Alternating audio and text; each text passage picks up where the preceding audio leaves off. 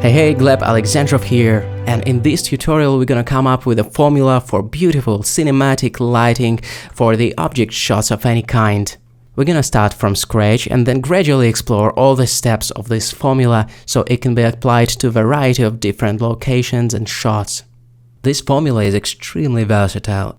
After setting it all up, its components can be mixed to your taste and adapted to the needs of the project, no matter if it's a dramatic, moody composition or an upbeat and evocative still life. To not reinvent the wheel and keep it simple, you can reuse the components of this scheme or this formula in your own work. So our subject, or rather object for demoing this lighting scheme, is gonna be this bunch of minerals. It is a nice little object that has variety of textural details and has a little bit of everything in terms of materials. It is fairly reflective, but not super reflective at the same time. It shows a fair bit of variable roughness, so it's neither super glossy nor super diffuse. It even allows a bit of light to pass through it with the help of the subsurface scattering, which we will discuss a bit later on. So as I've said, it's a little bit of everything. It's a perfect demo object for this kind of lighting setup. Now an important note. Even though the subsurface scattering looks beautiful, for the purpose of the tutorial, to keep things simple, I guess, we will turn it off. So once you open that demo scene in Blender, you will find out that the subsurface is turned off, is switched off. It'll make our minerals look like they're made of clay, which is perfect for our training purposes. So let's keep moving. Okay, before actually getting our hands dirty, we should probably set our Blender up, our Cycles up, and have a look at the scene. But why do we use Cycles render engine for this lighting tutorial? First of all, it is a pure path tracing render engine, which means it's the closest we can get in Blender to the way light actually behaves in the real world. With Cycles, the light just behaves realistically right out of the bat, so we don't have to even think for the most part about global illumination and other realistic lighting effects, so we can focus on what truly matters, which is creating cinematic and yet believable lighting. Thanks to the recent advancements in Blender, such as general speedup and denoising, ray-traced rendering became much faster than it used to be. In the old days, one frame of path-traced animation could easily take a few days to render, but fortunately these days are over, and with the rise of GPUs and the advancements in technology, the viewport rendering and Blender as well became a thing. In other words, we'll leave the burden of technical lighting calculations to Cycles and focus on the creative side of it.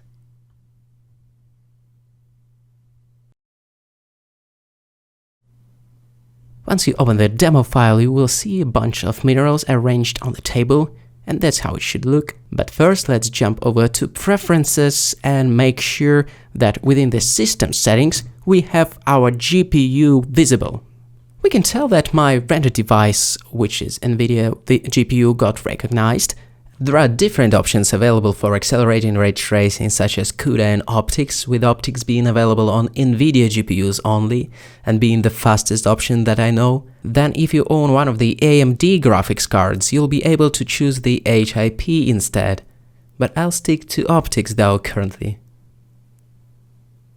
Okay, throughout the tutorial we're gonna use Cycles render engine to keep things slightly more streamlined and realistic right out of the box. So within the render engine drop-down menu, I'm selecting Cycles and making sure that the device is set to GPU compute. GPUs render much faster in Cycles than CPUs generally. What I usually like to do when dealing with lighting is create two windows, one for the final render view, which will use the rendered mode of the viewport, and the second one at the top for the material preview. Here we got our camera through which we will see our final shot, our render. Now the render icons are located at the top of the user interface of the viewport. There we can change it from the default shading mode to the material preview one, and to the rendered mode, which is right over there. It will enable the Cycles path tracing rendering mode in this particular window, and we will use it throughout the tutorial, so let's keep it turned on. Depending on the video card, it can be rather slow or pretty fast, but let's keep it in the rendered mode for now. And the top one will be our material preview mode. To make sense of our scene, it will use some random HDRI included by default with Blender. But no matter the HDRI environment chosen though, the point of this viewport is to be our secondary monitor with the lights and the UI elements on all the time. That is our working environment decoupled from the Cycles rendered view, if that makes sense. If you don't want to use a generic HDRI there, you can switch on the scene world and scene lights, which will make it look fairly similar to the rendered mode, but I will disable all these options. I need this HDRI to just have enough information to see things clearly, because, you know, our bottom view will be constrained to what the camera sees, and it will be fairly slow and stuff like that. Okay, going over to the environment settings, we can tell that the only light source our scene has is this abstract gray environment. We can play with the exposure of this default Blender environment, but actually what I'll do is reduce it all the way down to 0 to start from scratch. Our cinematic method implies that we start from scratch anyway. Okay, so Blender cursor can serve as the spawning point for any kind of objects. So when I press Shift A and add the area light, it gets spawned just on top of 3D cursor. We can click and drag to make it larger or smaller. If we press T to open the left tool shelf and select the transform gizmo, you can actually use the handles of this gizmo to move, rotate, scale up and down our light source. But usually I like to do it in a slightly different way, utilizing Blender hotkeys. So G is to move the objects around. The movement can be constrained to X, Y, and Z axes by utilizing the X, Y, and Z keys. The same with rotations. R to rotate, X, Y, and Z afterwards to constrain it to a certain axis. And finally, the S shortcut scales the object. Not a whole lot of things to remember. G to move or grab, R to rotate, S to scale. It's good to remember these three. These shortcuts quickly become second nature for moving objects, in this case light sources, around. And when it comes to adjusting the light source settings, as a quick refresher, we have this green light bulb icon within the Blender user interface, and there we can access all the settings like the color, the power, the shape of the light source, the size, whatever else. Everything can be adjusted from there. Changing the size from that menu is practically the same as scaling the object, so it's interchangeable in this sense. And whatever you're gonna do, don't you dare unticking the Cast Shadows button in Cycles. Shadows are important. Okay, throughout the videos you will see me accessing the objects in either of these windows, sometimes in the rendered view, sometimes in the material preview. You will also notice me toggling off the visibility of the UI elements with this button in the rendered view. Sometimes the user interface can get in the way, especially when there's a lot going on in the viewport. So shutting the noisy UI elements up really helps to focus on what matters. What else do we have here? As for the camera, we have one here in the Camera 01 Outliner collection. We can press 0 on the numpad to jump into the camera view, or Ctrl 0 to make any camera the active one. A nice little hack in Cycles to juice slightly more performance out of it is to press Ctrl B and draw the rectangle around the viewport, or rather around the camera view. Or actually around a portion of the camera view even. That would constrain the render region around that particular portion of the viewport, and within the view output properties you can see the render region checkbox that can be turned on and off, and basically that is it. Again, we can switch between the render modes using these icons, or we can press Z to bring up this pie menu. Whatever feels more comfortable to you, I guess. So I think that should be it for the basic Blender setup. and for the settings that may come in handy throughout the tutorial. Once again, the render engine has been set to cycles, the device to GPU compute, to avoid any confusion. As for the light paths, there is no real need to adjust it. Well, maybe I'll limit the diffuse, glossy and transmission bounces a little bit to speed up the viewport. And this is it. I also have a personal superstition about increasing the indirect light clumping just in case, to not lose the precious rays generated by cycles. More about that later. I will show some comparisons and stuff like that. Now I'll just say that this is it for the boring part. The cycles is set up, the shortcuts are mentioned. Nothing stops us from diving deep into setting up lighting, so that is what we will do in a moment. And by the way, if you have any questions about setting up the blend file or accessing the project files, feel free to reach out to us or to other students of this particular course in our Discord. And now onto the exciting part, setting up the key lights or the main light. The key light is usually the brightest and the most visible light on set. Its purpose is to highlight the form and dimension of on-screen subjects. Without realizing it, we have already created one. So let's just promote it to the key light role and call it like that. I'm rotating it in such a way so it faces the camera and then extending it a little bit and making it way larger. I'm pretty sure I'm gonna position it on the other side of the scene, so we shoot in shadows, and it will become clear why in just a moment.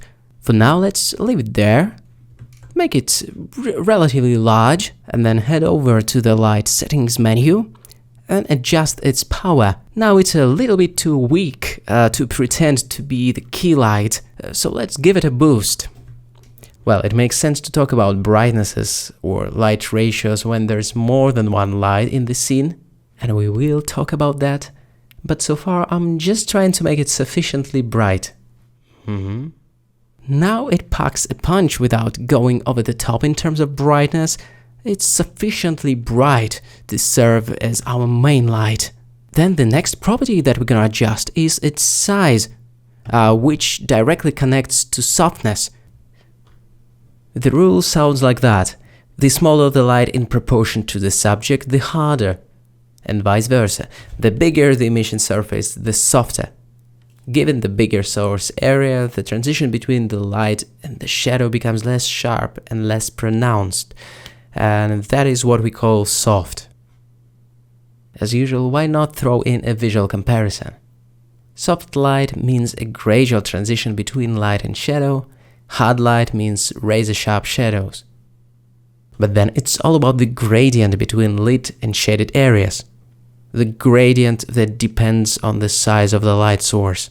It's really easy to see how the gradient gets stretched on increasing the light size to the point of a super ambient and slightly flat lighting, and then on rolling the size back, it collapses a little bit. I cannot emphasize enough how important it is to establish a neural link between the light size and softness and this gradient. Okay, what I usually like to do for moving the light source around is press dot and select 3D cursor as the pivot point. Alternatively, you can find it in this menu. By default, it's set to active element. We just change it to 3D cursor and then shift and right click on any kind of surface, and with the light source selected, press R and Z to constrain the rotation to the Z axis, and it will pivot around your 3D cursor. Isn't that great? So now it's time to talk about the direction of the light source, just after we have talked about the power and the softness. The direction means a lot in lighting. For example, now we have placed our light in a rather frontal way, and thus we have flattened the image quite a bit. More often than not, we don't want it. We don't want to flatten our stuff. By moving it off to the side, we make sure that the light is now splitting the object, so it got the much needed contrast between brightly lit and shadowy sides that is already in the zone of sculpting shape with light compared to more frontal light. So key light that comes in from the side is already more dynamic. in how it creates the shape and reveals the depth of the minerals and the stuff around it. It can be placed overhead for the top light, or moved to the side, or maybe you can place it directly on the opposite side in relationship to the camera. So it's now technically a backlight, even though it's a key light, our main dominant light that still creates most of the form and definition in the scene. And actually with this particular light placement, we now shoot in shadows.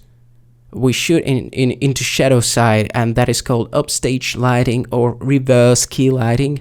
And if there is one little thing that we can do to make our scenes more cinematic right away, is shooting into shadows. As simple as drawing the line and placing the key light on the opposite side from the camera. So now, even though the scene lacks any kind of fill, we can appreciate the transition between light and shadow, and all the shadows actually falling in the direction of the camera, which makes it look three-dimensional and great and cinematic. And actually, to prove this point in a fun way, let's select the camera and the key light and pivot it around our minerals.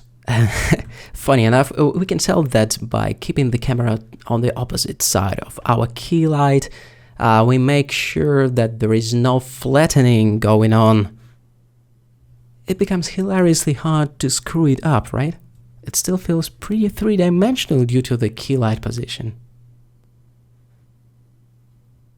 To recap the placement of the key light, it's actually super important to consider to what extent does it actually help you to model the shape and dimension of your subject when it's placed on the camera side, when it's, let's say, kind of frontal.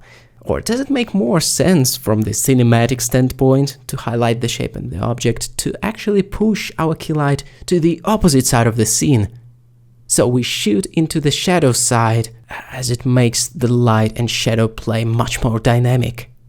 And 9 times out of 10, at least in my opinion, the reverse key lighting or the upstage lighting is much more cinematic in terms of revealing the form of the object indeed.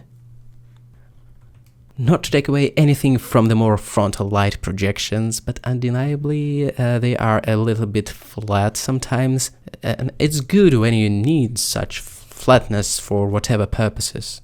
But if your goal as a 3D cinematographer, as it happens, is to enhance the depth and enhance the dimension, that makes the reverse key lighting a no-brainer in my opinion. It works with the hard lights as well, it doesn't really matter. The overall direction from which the light hits the object matters the most here. The same principle would be the right word applies here. Not the hard-coded rule, and if it was the rule, it could be broken, but the principle. The frontal light has usually less dimension than the side light, or any other combination of the light hitting the object at an angle. And of course, it's all relative to the camera position, so if the camera switched sides, the light should jump to the other side of the scene as well to maintain the reverse key lighting. So that, I think, could be a key takeaway, no pun intended, for choosing the direction of your main light source. While we are on this page, let's talk about the light fall-off as well. The light fall-off is the effect of dimming of the light source depending on whether it's positioned close to the subject or further away. I mean, what would be the difference if we have pushed our main light further away into the background and compensated the size and the intensity? By the way, I'm utilizing the math expression within the power tab, multiplying by 50. Okay, we have pushed the key light further away and compensated the rest of its properties, but there is something going on with the light gradient, with the way, let's say, the light travels across the table. Compared to when the light was much closer, the light gradient on the table is not as prominent, and I would also say not as visually pleasing, although it is hard to put finger on what exactly has changed. We will need a better example for that in just a moment. Okay, let's Ctrl Z a few times to bring back the old position of the light source, where it was way closer to the minerals, before actually evaluating the comparison shot. I wonder, can you tell what has actually changed in between these two positions of the key light? what difference has the distance brought into this equation? Have a look at these two images.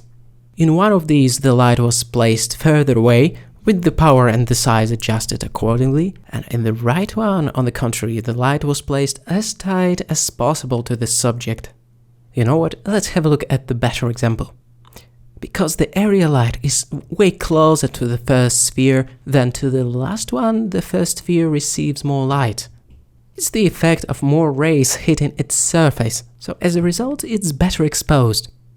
You can clearly tell the difference in exposures, in between the spheres and on the floor for that matter. As if the light gets dimmer as it travels across the floor, which is not true obviously.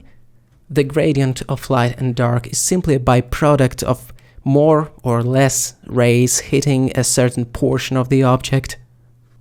The sphere that is close by to the light source receives more rays than the sphere that is furthest away from the light source. And that's it. That's the light fall-off in a nutshell. Let's compare this light placement with the one in which our key light is moved much further away. Again, with retaining the power, with compensating the power and the size.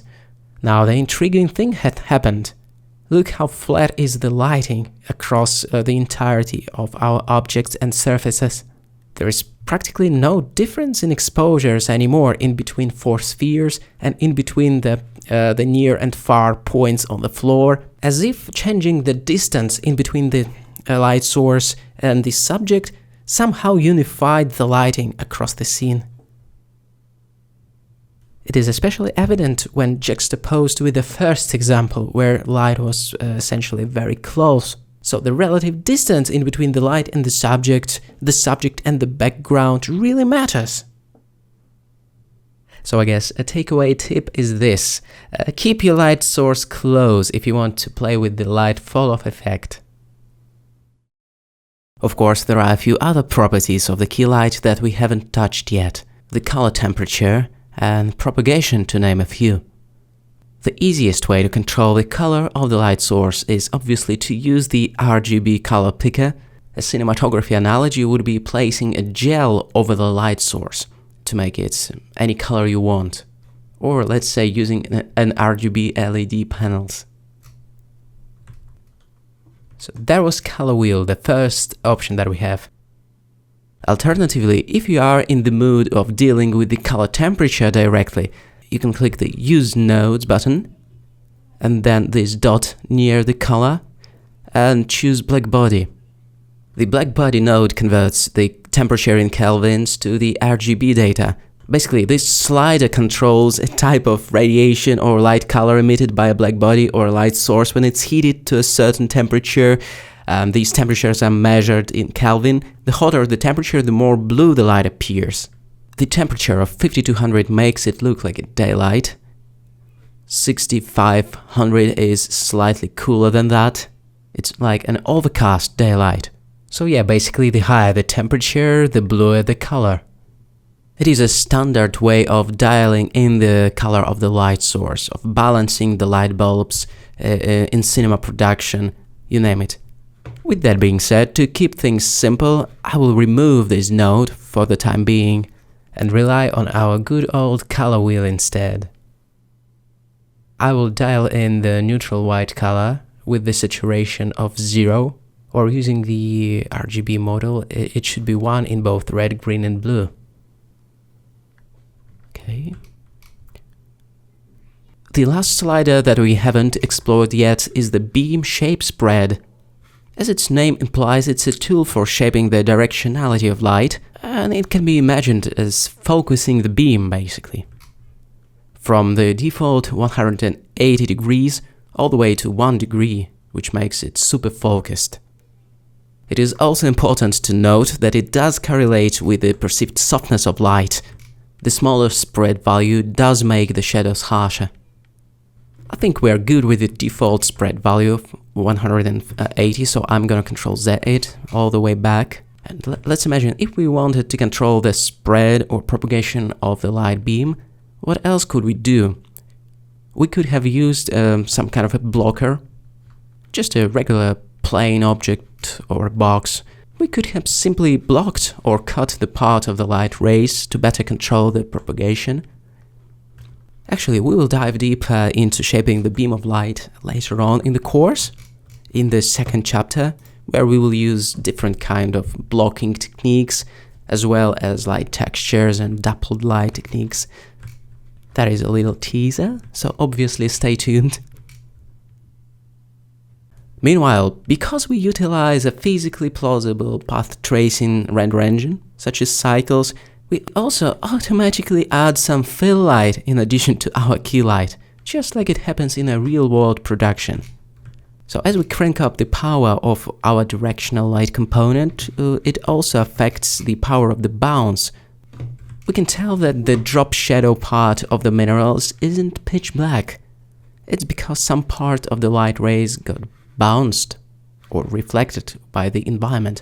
There are two types of bounces, diffuse and glossy, and if we dial in 0 in both, we will see what we would see in Eevee, let's say. We would see the pitch black shadow. And as soon as we bring back some of the light bounces and let Cycles do its light transport work, the shadow will get filled in a little bit. And it totally depends on the power of the light source. It works in proportion to the power of the key. I suppose it should be super intuitive and feel like home if you worked with physical light sources in production. And again, with no light bounces, it will look just like Eevee. So let's switch over to Eevee for a second, just for fun. To make it look indistinguishable from Cycles, the soft shadows in Eevee should be set to on. And then within the light settings tab, the contact shadows should be ticked. Otherwise, the shadows won't be precise enough. To double down on this, Cycles with 0 light bounces looks very similar to Eevee, but once the global illumination kicks in, Cycles path tracing gives us a nice fill in addition to the key light in the form of the indirect bounce. That being said, further down the line in the Monastery Dungeon chapter, to be exact, we'll discuss the global illumination methods for Eevee, namely its built-in irradiance map, as well as a real-time screen space global illumination, or SSGI. Consider this a quick teaser. Eevee is a great render engine after all, and it will get its time in the spotlight, no pun intended. Eevee is so cool, but still I'm gonna switch back to Cycles in a moment. Personally, I love a physically realistic way the secondary light bounces are calculated in Cycles.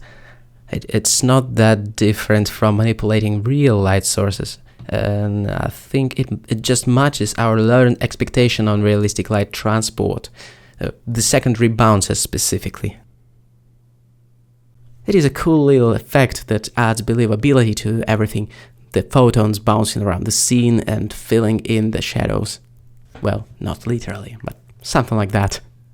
And the amount of the bounce light is again always in proportion to the amount of the directional light, and it makes the balancing of these two components really easy and intuitive. It's like a nice contrast ratio right out of the box. Okay, now I will dial back the power of our key lights to 3700 watts. Now everything about our main light feels right to me. We can start adding some detail, I think. Right now our key light is mainly represented by a pretty large and soft source, but that doesn't mean that we cannot throw in some directionality into it by making use of a much smaller pinpoint light source for extra glints and highlights. So again, this is our nice, soft and big light source that is responsible for 90% of the image, for all the shapes and forms that we see, and I will move it to its own collection by pressing the M key. The collection will be called Light01. Now I will right click and duplicate this light source, hit S and make it much smaller, M to move it to its own collection called Light_02. This will be the extra component of our key light. Thinking about it, it will also serve the function of the hair light simultaneously, using the 3-point lighting terminology. We will talk about 3-point lighting later on. let's just mention that three-point lighting is a fairly popular method for illuminating a subject with light sources from three distinct positions. The three types of lights are key, fill, and backlight. The key light is usually the brightest light, placed slightly off to the side to provide most important part of the lighting to our subject, revealing its form and dimension. The fill light to illuminate the shadow side. And the backlight, it's also called the hair light or the rim light, is used to pop the subject out of the background for a slightly more three-dimensional look. As we've said, this scheme is fairly popular in cinema, photography and CG lighting, so we'll be referring to it from time to time throughout this course. So getting back to the second light we have just added, it's the secondary key light, but at the same time it's the backlight that adds some extra separation to the objects in our 3D scene, so it kind of fulfills both of these functions. I mean, its main purpose will be to highlight the finer details in the silhouette as well as the glossier parts of the material. To add some extra separation with the main light, it can be slightly warmer. And by all means, it shouldn't be stronger than our main. Think of it as a supplementary touch, as just a little bit of glint on top of our main softness. So something like that. It can be slightly more focused in terms of the beam shape spread. Something like 70 degrees looks good to me. What I love about the smaller and harsher light sources is that they are good at capturing detail. It's something that the bigger and softer light sources don't necessarily achieve. And now, as a quick detour, let's quickly visit the Cycles render settings, untick the noise threshold and just input some value into the samples, like 128 samples in both render and the viewport. And also let's activate the denoiser. If there is one feature that was a total game changer in Cycles rendering, that's the denoising. A quick reminder that the options found here in the denoise settings will be dependent on the graphics card, and that while they give slightly different results, any option is better than none. So don't worry, just select whatever you like. Now that's a fantastic advice. Like, select anything you want. But really, OptiX is just as good as OpenImage Denoise. It is insane how smoother the rendering process gets with the use of denoising. I'm not even talking about the viewport. In my opinion, that just brings the dream of the real-time light transport and real-time path tracing much closer. So let's keep it activated. Denoising, I mean. It has its own minor performance price though. Without denoising, it's generally a little bit more responsive, the viewport I mean. With denoising, the overall effect is smoother, but the lag is still there. Alright, so here we created the compound light source. We can think about it as just one big key light, with just a little nuance, a little hint created by this smaller, sharper source embedded into it. The smaller light in this context is just complementary to the main one.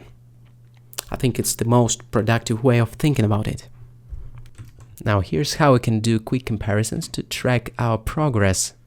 What I'll do is set up two renders, with and without that second light. So let's toggle it off in the outliner temporarily. Okay, before giving it a quick render, allow me to visit the Blender settings, the preferences I mean. And in the user interface, let's make sure that within the temporary editors tab, the render in drop-down menu, the image editor is selected. It is a matter of personal preference, obviously, but personally I prefer to see the result in the Blender user interface when I hit the render button, without 3ds Maxing it with a bunch of new windows. Alright, so we have rendered the 1080p image. Now we can make a quick comparison.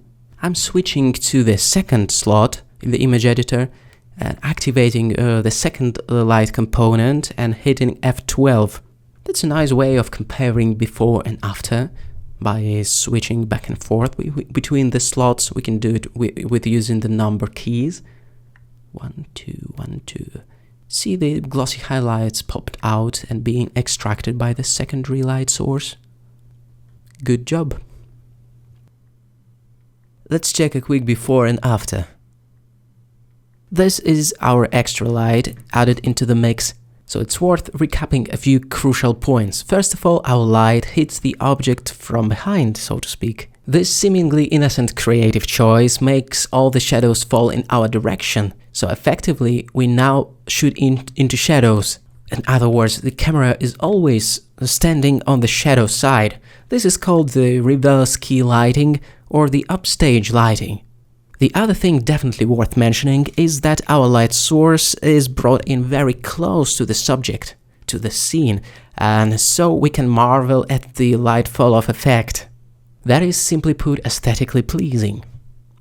Well, we could have placed our light to the right or to the left as long as it's on the opposite side from the camera. It would still be the reverse key lighting, and we would still have some kind of a fill coming in from the camera side. So far it is a really balanced, really three-dimensional light setup. I love it. The next super exciting thing on our menu would be to throw the accent light or some pool of light somewhere so it adds visual interest to the scene. I see no reason not to use our trusty Blender sun lamp for that. But first, let's right-click in the outliner and create a new collection called sun_01. Then Shift-A, Light, and add in the sun lamp. It doesn't really matter where we position the sun lamp within the scene, because it shines from the infinitely far away point. So I'm just moving it around so it's conveniently placed in the viewport. What matters though is rotation. R to rotate. R and Z to rotate it along the Z axis, which is probably the most useful thing to do. It could be useful to temporarily disable all other light sources to concentrate purely on the rotation of the sun lamp. And yes, indeed, I'm sure you noticed that it is also placed in such a way to drop the shadows towards the camera, because why not? It just works. What we can do right away is warm up the color ever so slightly so it's closer to the yellowish and reddish portion of the color wheel to simulate the evening sun or something like that. With our key light obviously imitating the window in this case. Okay, what about the strength? By default, the slider goes all the way to 10 and no further. What we can do to circumvent it is just click and type in any value we like. For example, 50 or 25, or 55 for that matter, or 100. Obviously, the sun can be a very bright light source indeed. How far we can push it depends on our creative goals in the end. But I wanted to pack a punch, so I will keep it in the higher range of strength. And without even noticing it, we have approached the topics of dynamic range, exposure, light ratios, and color management. Woohoo! Buckle up, it will be a 5-minute detour. I promise not to bore you too much, just a little bit. So, a quick experiment for you. Imagine that our sun lamp would be a terrifyingly powerful light source indeed, peaking at a whopping 1000 watts. It's a huge ball of fire after all. Alright, so what? So now it's an enormously powerful light source that would overpower all other light sources within the scene, but it got blown out. What we can do though to offset its brightness is to go down to the color management tab, find the exposure slider, and offset this slider by a few stops. By quite a lot of stops actually. So something like -6. It's like setting the ISO much lower in the camera, or playing with the shutter speed for that matter. So the sun is no longer as nuclear as it was before, but we have practically lost all other light sources by killing the overall exposure of our virtual camera. So this is the basic Blender relationship between the lighting intensity and the exposure. But there is also the view transform to keep in mind. Switch over to the standard one and these highlights will be completely gone. Off the charts, clipped at white. And the higher you push this slider, the worse it gets. It is the way it is. It's how the standard view transform in Blender treats the highlights that are about to get clipped. So they get clipped. The Filmic view transform preserves much more detail, especially in the highlights. It is much more sophisticated view transform. Thanks to Troy Sobotka, who has developed this view transform, and the AGX, even newer view transform as well. Check it out. Let's do a quick exposure sweep using Standard and Filmic. Look how the Standard treats really intense pixels, and how with Filmic we can still see some definition within the higher range. And the loss of data within the Standard view transform gets even more prominent at -2. And when we climb all the way to 0, notice how the weird yellow coloring appears within the Standard view transform, especially in the higher intensity areas. It is just weird. It's not how it should be. The Filmic, on the other hand, holds very well even at the extreme exposures such as 5. The Standard is officially wasted by now, while we still can see some detail within the Filmic transform. That's the difference between those two models. The Filmic is just better. It preserves more highlights, it is more versatile, it is more cinematic in that sense. More, well, Filmic, because its compression of the scene-referred light values and the color gamut roughly emulates a photographic film aesthetic and matches our expectations from film emulsion-like media. That was a quick detour into the color management settings and the relationship between exposure and the light source intensity. Allow me to roll it back to exposure 0, the view transform set to Filmic, that's important, and within the sun settings, the strength should be set back to what it was, 55 for example, which is still a lot of brightness, don't get me wrong. It still extends the dynamic range by quite a bit. I forgot to mention, we still keep this light source very sharp, like it probably should be. It is this sneaky ray of light that passes through the blinds or something like that, or through the leaves, and in just a moment we will tailor it to look just like that. So we have added a really prominent hard light into the mix, which was meant as an accent light. Now we need to use some kind of a light blocker or light gobo to really turn it into a light pool or light puddle. We just need to drag the viewer's eye into a certain portion of the image to create a bunch of pools of light. That is what we need. So let's create something that would block the light, a plane for example. I'm scaling it in such way so it can block a portion of the light coming in from the sun. And just in case, to avoid the unnecessary light spill, or rather light bounce, I'm creating a new material and assigning a black color to it. Also zeroing out the specular component just in case. S to make it bigger. G to move. What I'm trying to do here is constrain the area of effect, or rather area of influence of the sun lamp, so it turns into a little stream of light. Trying to find the right placement of the blocker. Shift D to duplicate it and move it over to the right side to leave a really small opening in between these two blockers. Now we can move this entire construction around to effectively shift the position of the light beam. I'm trying to avoid this beam touching the main mineral. I want it to be super soft, illuminated just with our key light. And in order to further tweak the shape of the opening, I'm using Shift D shortcut to duplicate the blocker once again. And you can see how moving it around affects the shape of the beam. Now the stroke looks alright. We can add some light texture to it. Now I'm going to simulate what is called a light gobo or a light cutout. This plane will serve as a base. I'm tabbing into the edit mode, creating a bunch of subdivisions with the help of the Ctrl-R shortcut. Then selecting everything with the help of the A shortcut, right click and subdivide everything a few times. until the wireframe becomes fairly dense. Something like that.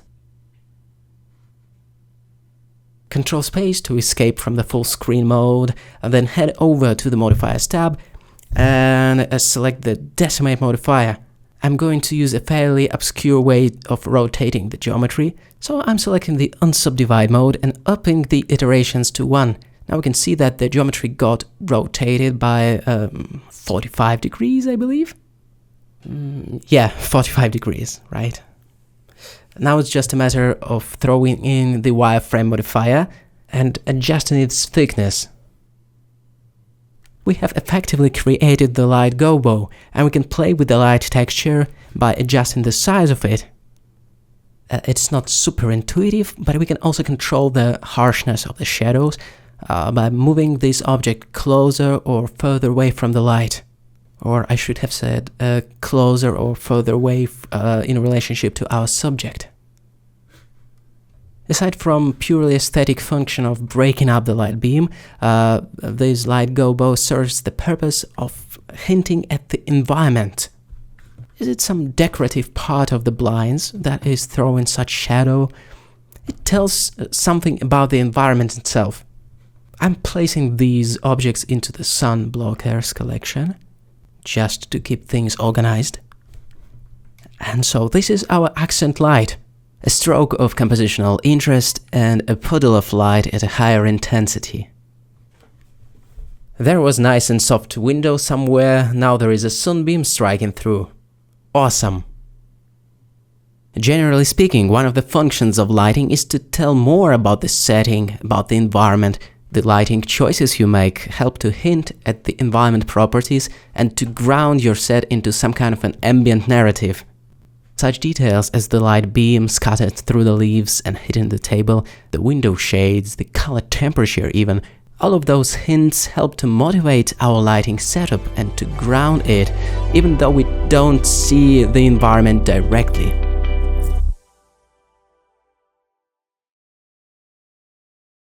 Now allow me to digress and talk about the depth of field and anamorphic lenses.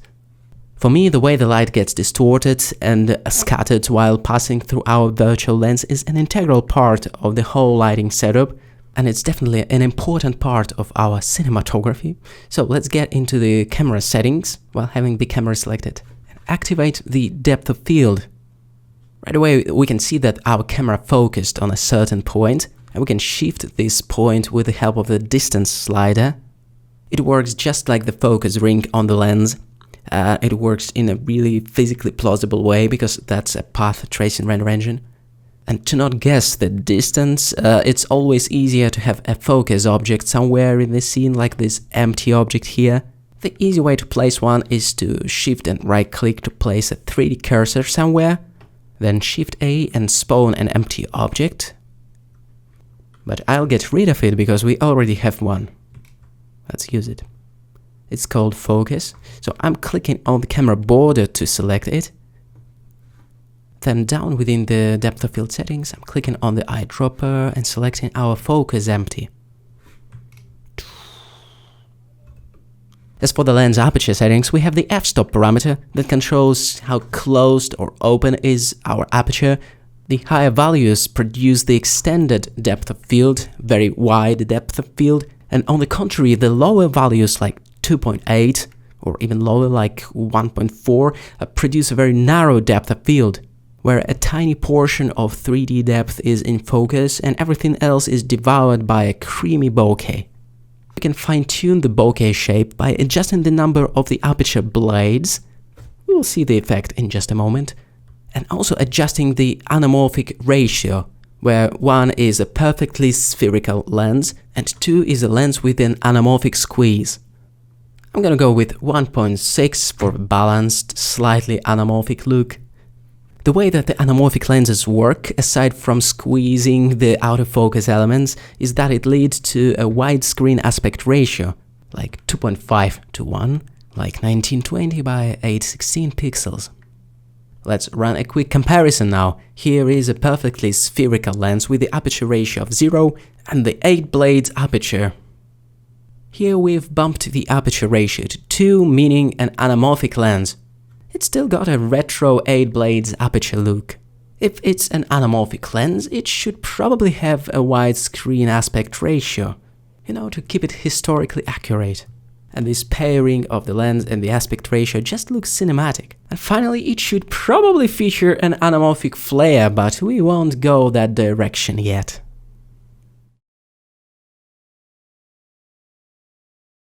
Now going back to our cinematic lighting formula to fill in an important gap, the fill light and how it helps to set a contrast ratio. So far, the only fill light in our scene was the bounce from our main light. If we wanted to reduce the overall contrast and fill in the shadows ever so slightly, we could go into the environment settings and boost the environment light strength. The fill lights are usually placed at the complementary angle to the key light to change the contrast of the lighting, but here we can get away with the omnidirectional environment light. And I would also warm up its tone, because I imagine this room to be of a warmer color due to the sunlight reflected, and also implying the additional bounce from the table. In this case, a solid color for the environment is more than enough to control the fill, but if we wanted to make it fancier, we could have used one of the environments, let's say from Polyhaven, which I love. You can choose from many different 360 degrees spherical high dynamic range panoramas. All of them are free, and we will definitely explore this more sophisticated way of controlling the ambient light, among other things, in the next chapter. So that again was a teaser. Alright, when the key light was our only light source, some part of the scene simply didn't receive any exposure. After adding the fill light though, these underexposed shadowy areas can be, well, filled in, and that is essentially how we control the light versus dark contrast. Keeping the fill light pretty low leads to a dramatic change in exposure between lit and shaded parts.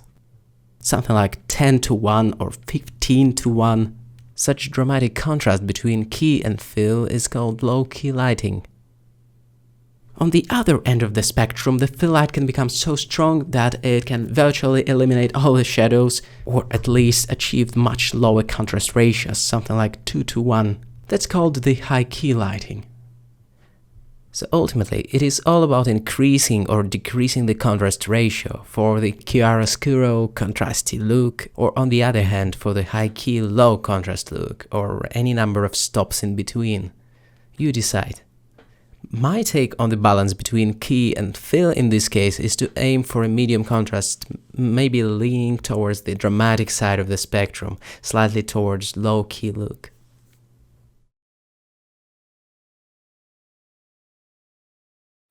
And now it's time for a quick digression. From my experience and the way I work, in every lighting project there comes a point when the basic light scheme is pretty much nailed for the most part, and you know it's good, and you are satisfied with it. Everything works together just fine. From there, it makes sense to change the perspective and give some love to materials before getting down to the lighting details. Materials in computer graphics dictate the way the light rays bounce off or travel through surfaces, and the influence of shaders on the overall look cannot be overestimated, so in this off-topic subplot, I guess we can try enhancing our materials with the subsurface light transport effect, and spend a few minutes casually talking about material properties in general. So we have strategically placed our key light behind the subject. Now what if we allowed some part of this light to actually penetrate the translucent surface of this object and exit at some different point? I'm talking about the subsurface scattering effect, or subsurface light transport as it's called sometimes. As we have mentioned already, by default this effect was disabled in our demo scene. What we can do now is strike it back on by reconnecting the loose dot that you can find in the shader editor back into the subsurface scattering slot. Doing that will open the way for some really intriguing lighting calculations.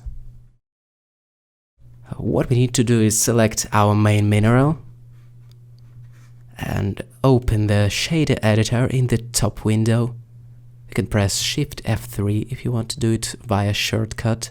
There you will find our principal BSDF shader with a subsurface socket and the loose dot that needs to be dragged onto this socket.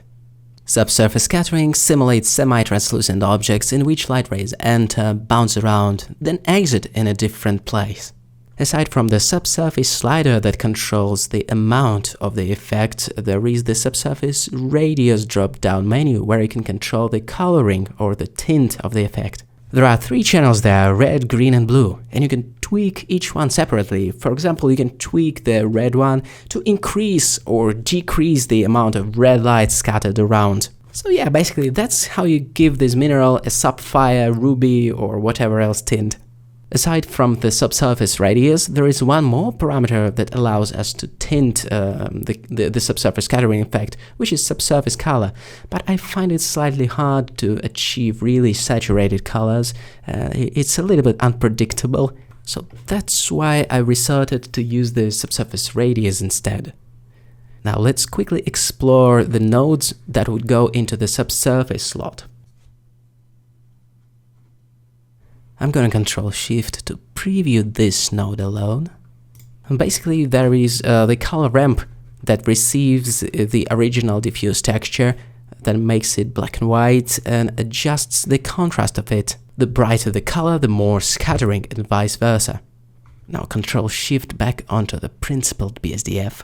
Okay, so it's a mechanism of tweaking the variable subsurface scattering. Then we should just grab the loose dot and hook it up into the subsurface input, and we should be good to go. The contrast can be tweaked by moving the flags closer to each other within the color ramp node, and the power of the effect can be tweaked by adjusting the tone or the value of these flags. For example, by making it darker, you will reduce the amount of scattering. So, one mineral done, a few more to go. I will go through every object one by one really quickly, except the table. So let's select this stone in the background, click on the dot and connect it to the subsurface input. Now do the same with this one, and the one in the foreground has no subsurface scattering, so no need to touch it. Here's how it looked before, and after subsurface scattering applied. Once again, the position of our main light complements the subsurface scattering effect so much, because not only the shadows fall in the direction of the camera, and the reflections go in that direction as well, but the light scattered through the stone also exits in the direction of the camera, if that makes sense. And it all clicks because of the position of the key light in the reverse key manner. Cool, right? Now, while we are reviewing our materials, let's go through other properties of our principled BSDF shader, just in case. What else do we have here that can be controlled? We have the specular slider that controls the amount of reflections. That can play a major role in how the object would look under certain lighting conditions. How many glossy rays in cycles does it reflect? That could be important.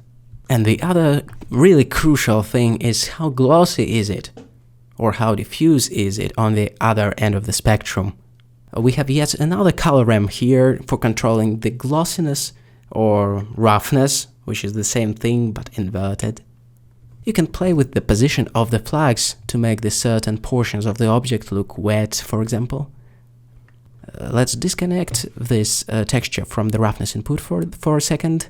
So basically, the low roughness means that the object is super glossy, surprise, and the higher roughness brings it closer to the perfect diffuse look.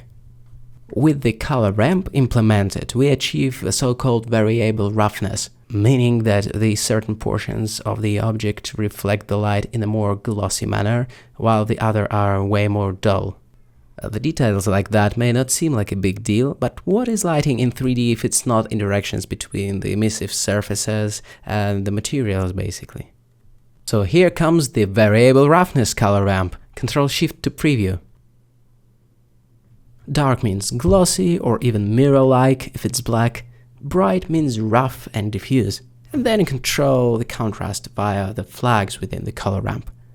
Okay, shift-click on the main material. What else do we have here? The object can be metallic if the metallic slider is pushed all the way to the right. Or it can be a perfect dielectric material if the slider is set to 0.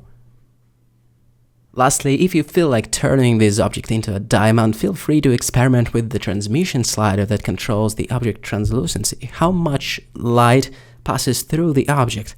It works similar to subsurface scattering, but in a slightly different manner. It doesn't necessarily scatter the light around, it lets the light pass through, just like glass. As they say, not everything is made of clay, and transmission shows just that. The transmission roughness controls how clear is the object transparency. At the higher values, it can make the interior or volume portion of the mesh seem murky. So that's what it does. Aside from that, there is a good old albedo texture or a diffuse texture at play that adds the base color to the object. Ctrl-Shift-Click to preview it really quickly. Yeah, that is the base color of the object that affects, among the other things, how much light bounces off that object. So that was a quick rundown of the properties of the mineral shader, principled BSDF, that can be tweaked alongside the subsurface scattering. I tried to keep the material fairly generic and fairly well balanced for the tutorial though. It has a little bit of everything, it's neither super glossy nor super rough. It has some subsurface scattering, it has some color, but not overwhelming amount of saturation in it.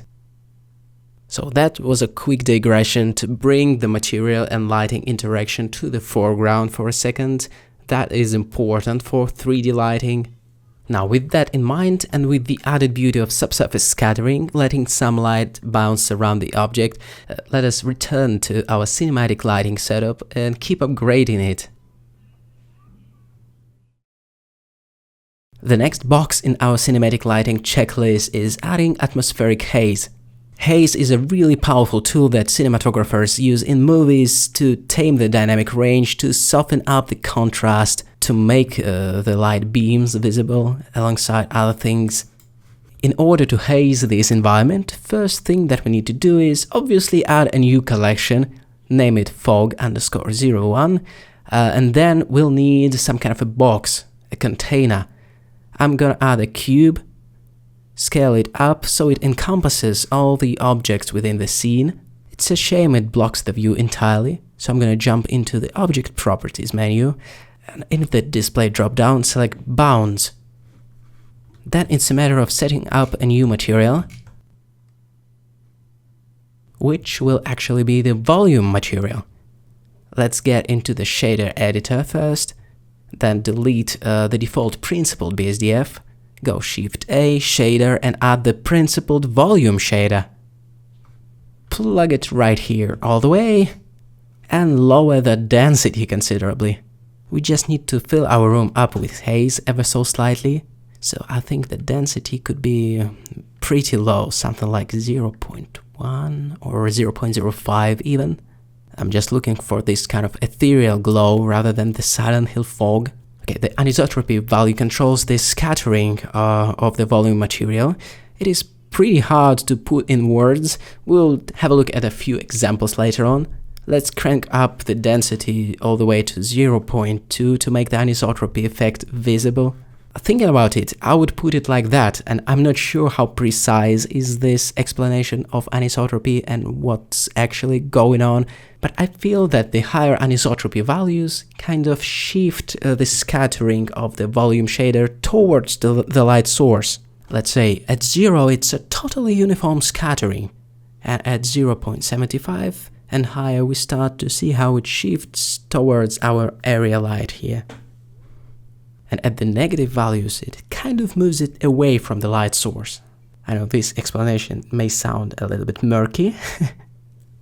In theory, the higher anisotropy values might look like smoke and steam, while the lower, even negative anisotropy values might look like dust.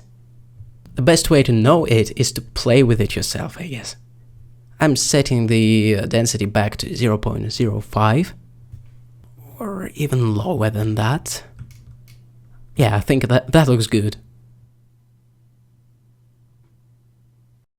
It's this kind of enhancement to the depth and overall dimension of the scene that allows the foreground objects to pop out. It sets up different tiers of contrast throughout the scene. Here we have a dark foreground, and then a still pretty high contrast within the midground figure, which is our mineral pack, then a totally washed out backdrop, which has a relatively low contrast in between the shaded and lit areas. The midground contrast ratio is much more abrupt. It just naturally makes these objects closer to the camera stand out, just due to the contrast levels. That's probably one of the major things about this image. And there is something very prominently cinematic about this combination of the extra depth and dimension created by the haze, and at the same time the extra readability of the center of interest. That is powerful stuff. And of course, with the harder light sources like our sunshine, it allows us to see the beam, to see the beamage or beaminess. That is also called light shafts and God rays. Nice beautiful rays of sunshine that give texture to the volume or space we are in. So that was atmospheric haze, one more component of our cinematic lighting formula. What's next? So the main pillars of our lighting formula have already been put into place. Now we can play with the details. How about spicing it all up with some dust particles? Such atmospheric enhancements to our lighting setup is the perfect opportunity to enhance the sense of place that we try to recreate on set, to add the markers of authenticity and believability, which is as important in CG graphics, if not more important, than in classical cinematography.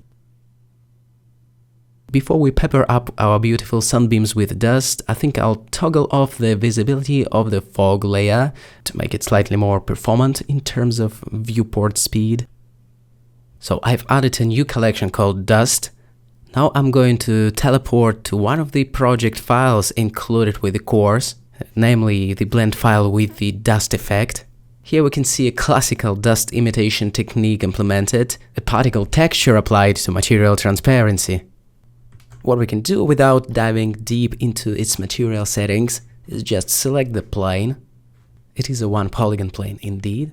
So with the plane being selected, now Ctrl+C, copy objects, navigate back to our gorgeous mineral scene, and then Ctrl+V to paste it.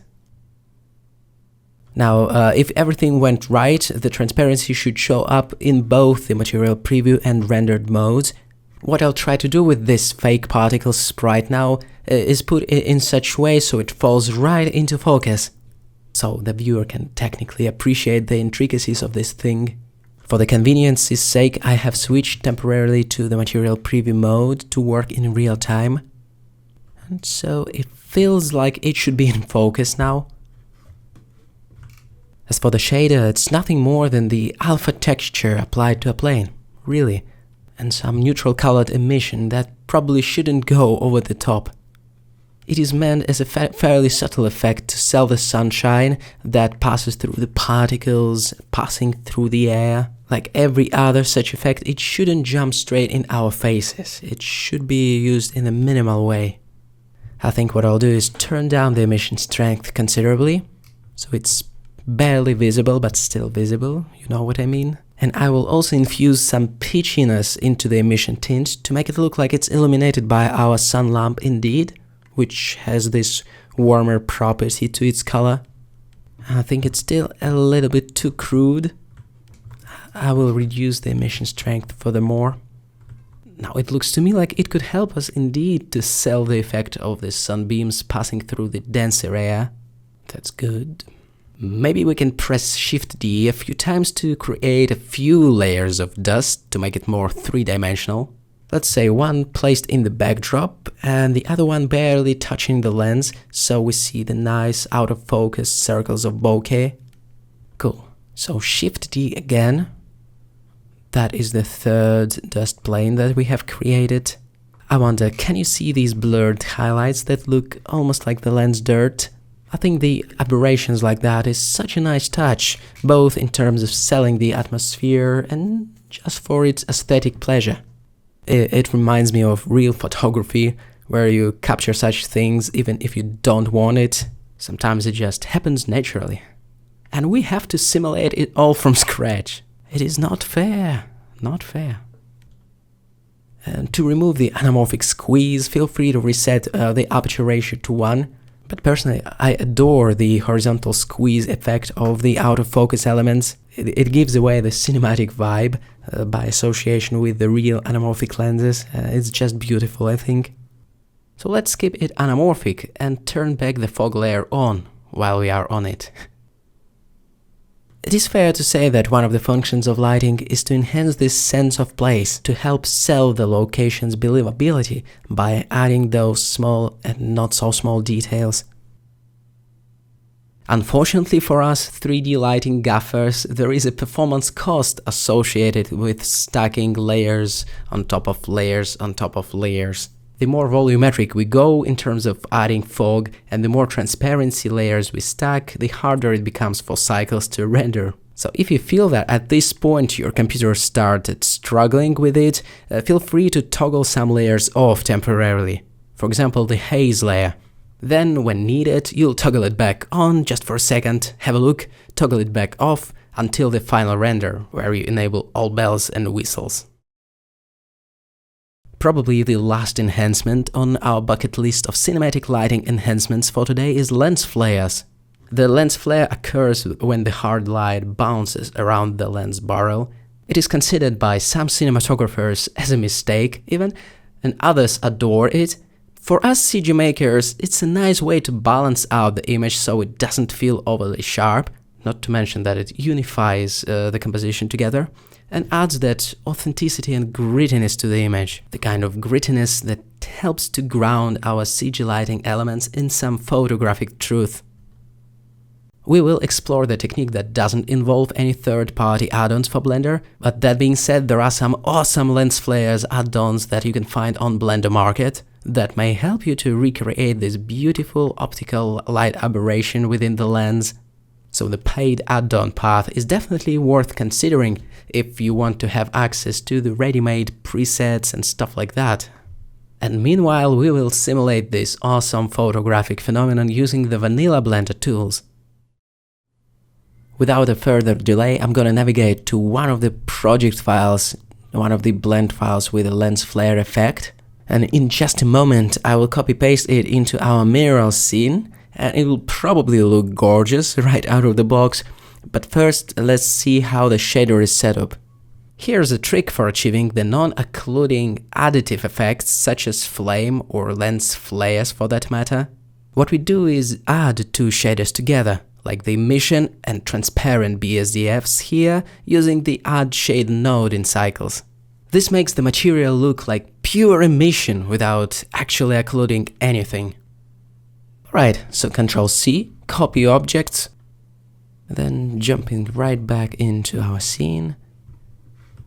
And after creating a new collection, obviously named flares_01, I'm gonna paste the flare, so Ctrl-V. But the question is, where should it be located in the scene? Again, the excess optical aberration such as lens flare occurs right inside the lens barrel when hard light enters it and bounces around unpredictably. In other words, it happens right near the sensor. Of course, this presumption, like any other rule in computer graphics, can be broken, but generally we would want this lens flare object to sit right on top of our camera object. So I'm selecting the lens, then shift-click on the camera, Ctrl-C, and copying out its location and rotation. So the plane with our lens flare occupies the same position in space as the camera sensor, and then we can press G and Z 2 times to move it back and forth alongside its local Z axis. This is the easier way to slide it back and forth to control the proximity to the sensor. What we can do then is flood the entire top portion of the screen with this anamorphic streak by scaling it up. And it's up to you whether you want a soft glow or a totally overpowering cinematic lens flare, J.J. Abrams style.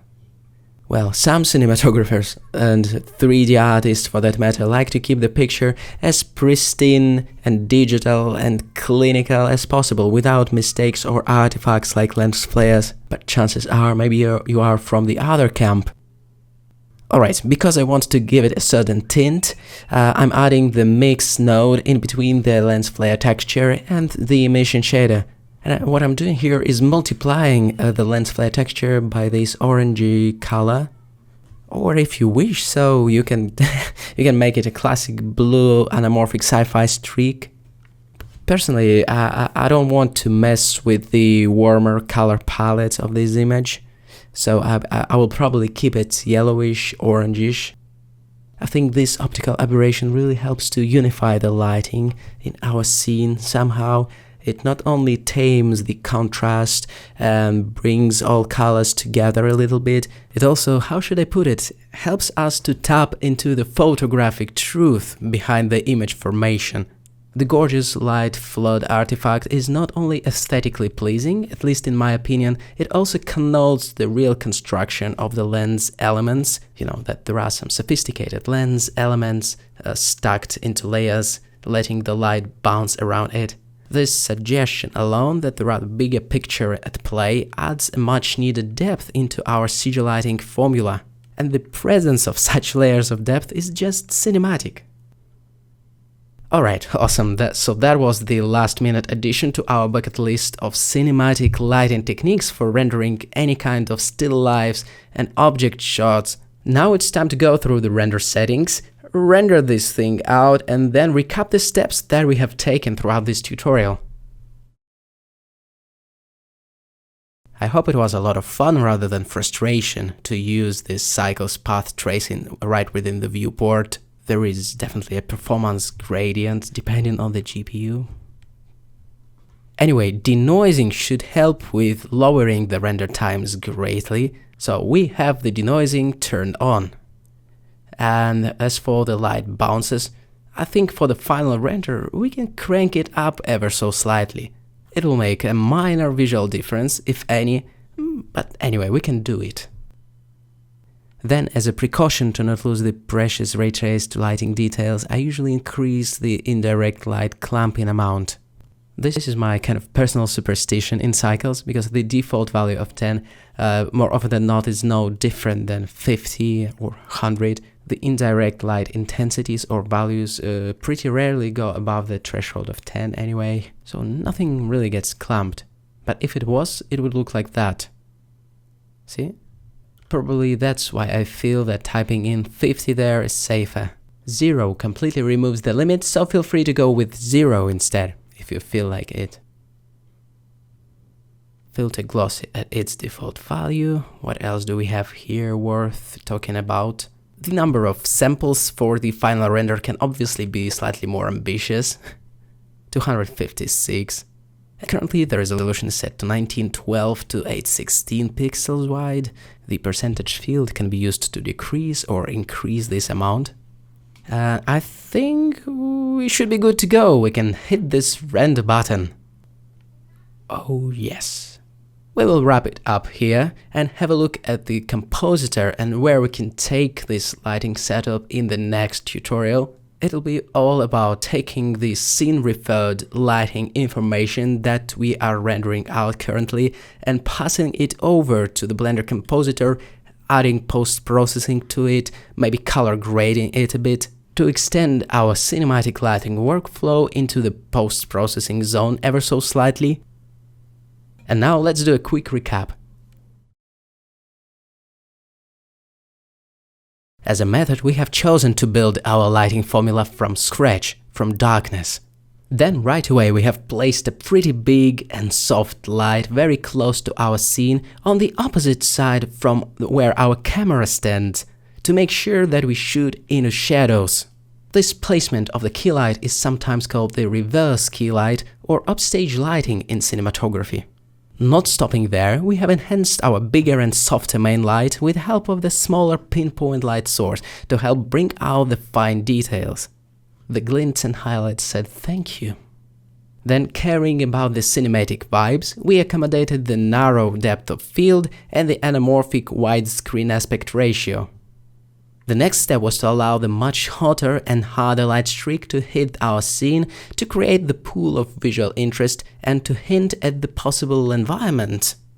Not to mention the perception of dynamic range that it brings to our picture with the help of the hot highlights.